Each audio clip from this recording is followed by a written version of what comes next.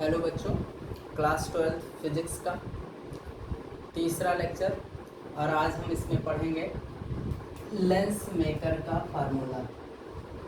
Lens maker का सूत्र। Lens maker का सूत्र क्या होता है, पहले सूत्र लिख देते हैं। सूत्र होता है 1/f बराबर NL बटे NM -1 इंटू 1/R1 -1/R2। ये फार्मूला हमको डेरिवेट करना है और इस फार्मूले को हम डेरिवेट करेंगे गोलीय पृष्ठ द्वारा अपवर्तन का जो सूत्र हमने करवाया था पिछले वीडियो लेक्चर में। क्या था फार्मूला? ये फार्मूला था N2/V माइनस N1/U बराबर N2 माइनस N1 बटे R। इस फार्मूले का प्रयोग करके तो सबसे पहले हम बात करेंगे चित्र की। और इसमें हम लेंस जो लेंगे वो लेंस हमारा होगा पतला लेंस होगा। कैसा लेंस होगा? पतला लेंस होगा। लेंस कैसा होगा? पतला। लेकिन हम जो चित्र बनाएंगे उसमें हम थोड़ा लेंस को, पतले लेंस को जूम करते हुए बनाएंगे। ये हमारा एक लेंस है। इस लेंस का ये जो आपका है ये है मुख्य अक्ष। क्या है? मुख्य अक्ष। मुख्य अक्ष ये इसका प्रकाशिक केंद्र O है। और इसके बाहर एक माध्यम है Y और ये भी माध्यम है Y। इस वायु माध्यम का अपवर्तनांक है NM और ये आपका लेंस है। इस माध्यम का अपवर्तनांक है NL। और इसमें आप ये जो फार्मूला है लेंस मेकर का फार्मूला तभी लगा सकते हैं जब ये दोनों तरफ माध्यम हमारा क्या हो? समान हो। जैसे वायु हो, यानी इस तरफ भी वायु हो, इस तरफ भी वायु हो, या जल हो या एल्कोहल। तो इसमें हम क्या करते हैं, पहले इस पॉइंट पर मान लेते हैं ऑब्जेक्ट रखा हो और ये ऑब्जेक्ट पहले सरफेस पर पड़ा। तो आप जानते हैं कि जो अभिलंब होता है वो वक्रता केंद्र से होकर जाता है। कहाँ से होकर जाता है? वक्रता केंद्र से। और इस वाले सरफेस को फर्स्ट सरफेस, इसको नाम दे देते हैं सेकंड सरफेस। ये वक्रता केंद्र है C1। ये C1 नहीं, इसका होगा पहला, ठीक है C1 है, पहले का है तो C1। अब यहाँ आप जानते हैं कि जब प्रकाश की किरण विरल माध्यम से सघन माध्यम में जाती है तो अभिलंब की तरफ झुक जाती है। झुक गई और झुककर अब ये दोबारा से जब क्या होगी, सघन माध्यम से विरल माध्यम में जाएंगी तो इसका जो अभिलंब होगा वो अभिलंब होगा ये वाला।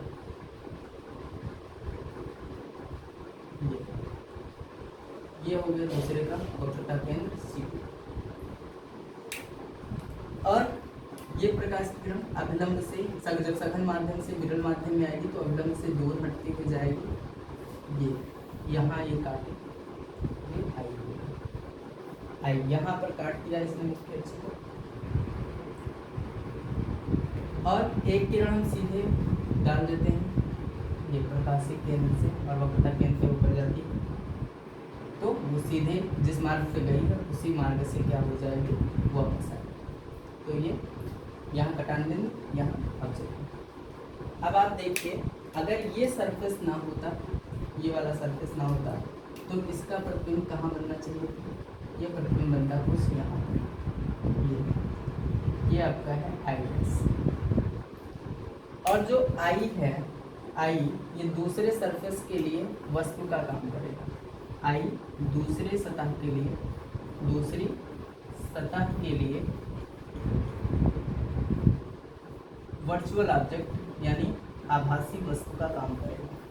आभासी वस्तु का काम करता है। और आपको ये ध्यान रखना है, क्या ध्यान रखना है कि जब भी हम दूरियां नापेंगे को प्रकाशिक केंद्र से ही नापेंगे। और इंसिडेंट रे यानी आपतित किरण की दिशा में जो भी दूरी होगी वो धनात्मक होगी और उसके विपरीत ऋणात्मक होगी। ये हमारा क्या है, बस प्रतिबिंब है। तो प्रकाशिक केंद्र से प्रतिबिंब की दूरी, इसको हम मान लेते हैं बी डैश, और ये फाइनल इमेज है, तो ये दूरी जो होगी वो क्या होगी, बी। और ये प्रकाशिक केंद्र, ये वक्रता केंद्र, इस वाले वक्रता त्रिज्या को मान लेते हैं R1, इस वाली वक्रता त्रिज्या को मान लेते हैं R। ये चित्र हो गया आपका। अब हम क्या लगाएंगे, गोलीय पृष्ठ द्वारा अपवर्तन का सूत्र लगाएंगे। तो इसमें दो सरफेस हैं, पहला सरफेस और दूसरा सरफेस। तो प्रथम सरफेस की बात करेंगे, प्रथम पृष्ठ से इसमें हम लगाएंगे गोलीय पृष्ठ द्वारा अपवर्तन का सूत्र, अपवर्तन सूत्र से पहले भी लिखा गया है N2 उस माध्यम का अपवर्तनांक होता है जिस माध्यम में लाइट जा रही होती है। तो लाइट यहाँ से इसमें जा रही है, 5 वाले माध्यम में लेंस में जा रही है, तो उस माध्यम का अपवर्तनांक है NL बटे B लिखा है।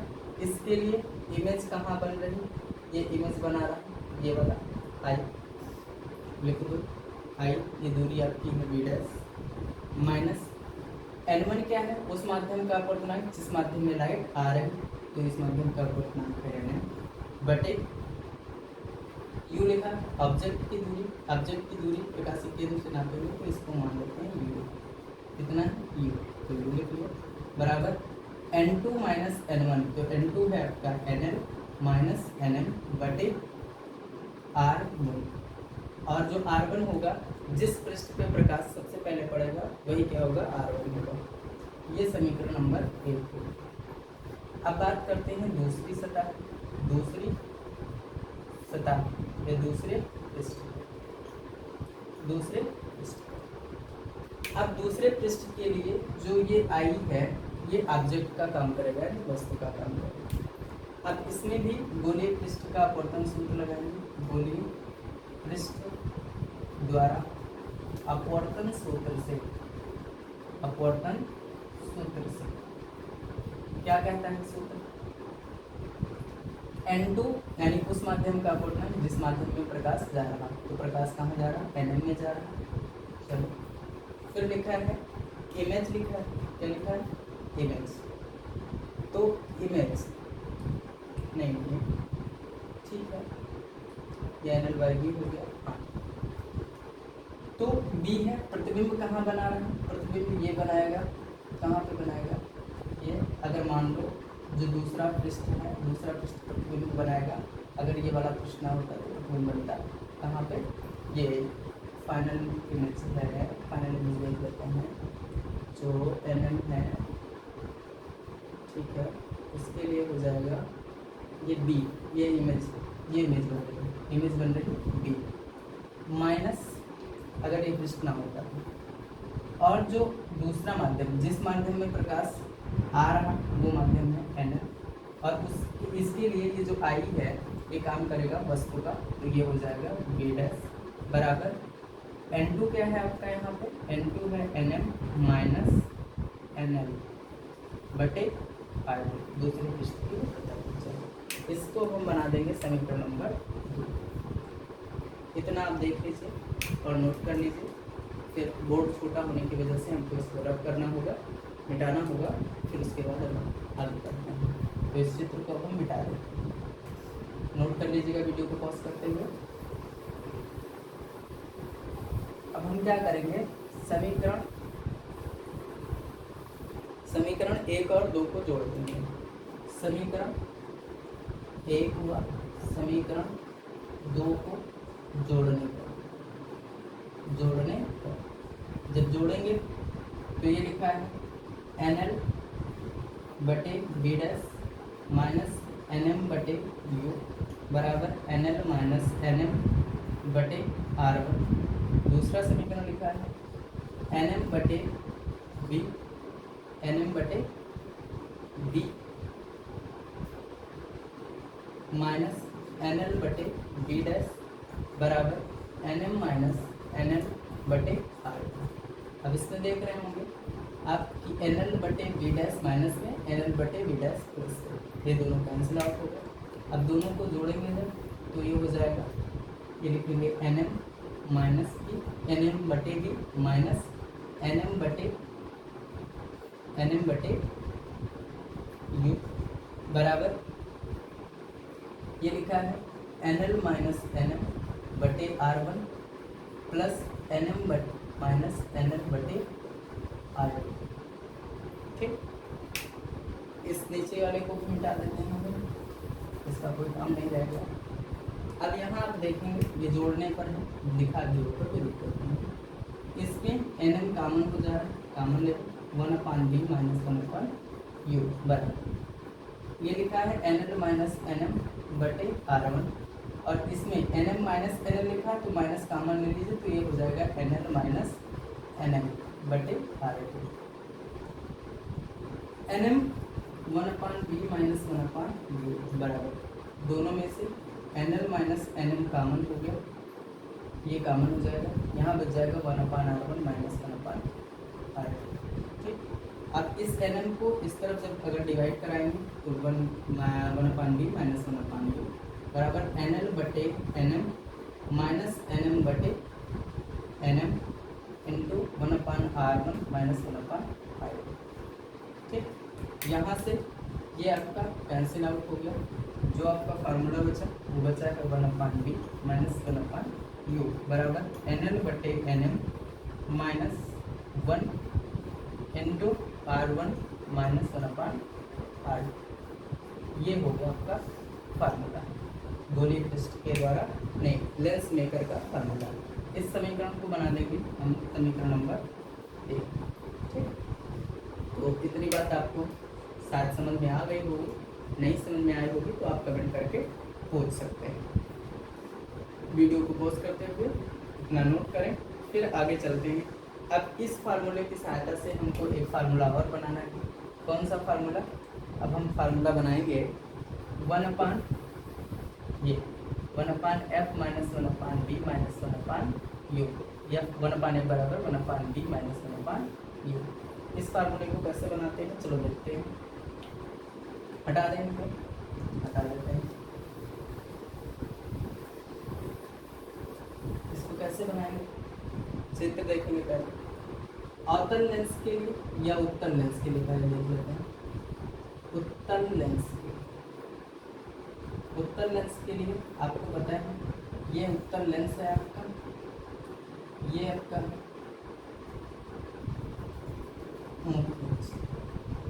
मुख्य अक्ष और ये प्रकाशिक। इसको आप डॉटेड ना बनाते हुए सीधी लाइन बना दीजिए।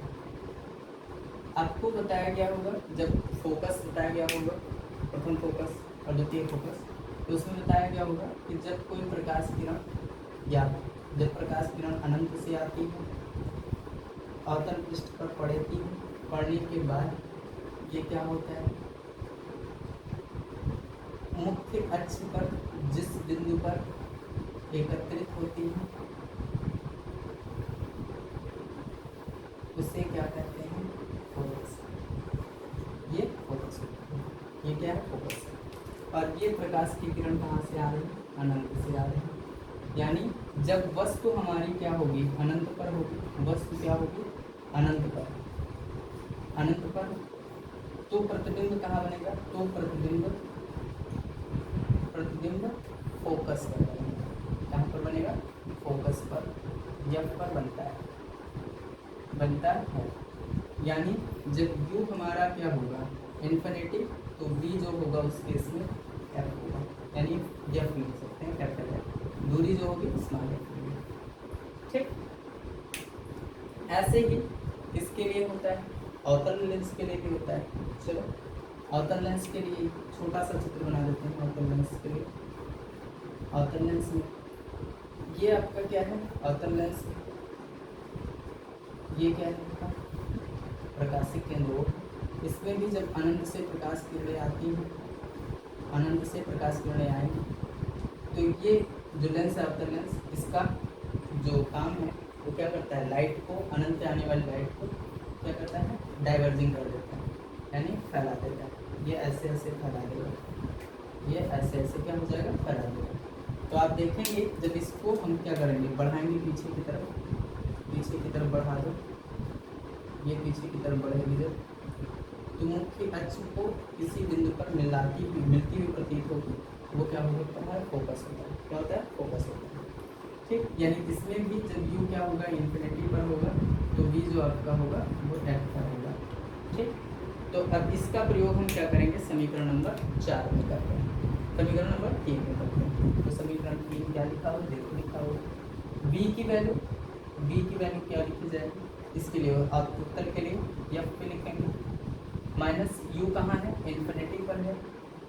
ठीक, और ये ऐसे लिख दिया जाएगा एन एम बटा एन एम माइनस 1, ठीक, 1/r1 माइनस 1/r2। ठीक, 1/∞ क्या हो जाएगा, 0 हो जाएगा। क्या हो जाएगा, 0 हो जाएगा। तो आप इसको नोट कर लिए होंगे, नोट कर लीजिएगा। वीडियो को रोकते हुए फिर आगे हम इसको हटा देते हैं, हटा देंगे तो क्या होगा, ये 1/∞ 0 हो जाएगा, तो बचेगा 1/f बराबर एन एम बटे N M minus 1 into 1/r1 minus 1/r2। ठीक, अब यहाँ पे इसको समीकरण 4 देखिए, समीकरण 4 और 3 का एक पक्ष बराबर है। जब एक पक्ष बराबर है तो कंपैरिजन करेंगे, तुलना करेंगे। समीकरण 3 व 4 की तुलना करने पर जब तुलना करेंगे तो एक पक्ष बराबर है, वो कट जाएगा, बचेगा क्या, 1/f बराबर 1/v माइनस 1/u। ये हमारा फार्मूला है। ठीक, तो अगर बातें आपको समझ में आई तो वीडियो को ज़्यादा से ज़्यादा शेयर कीजिएगा। ठीक, और कोई डाउट होगा तो आप बेझिझक कमेंट करके पूछ सकते हैं। धन्यवाद।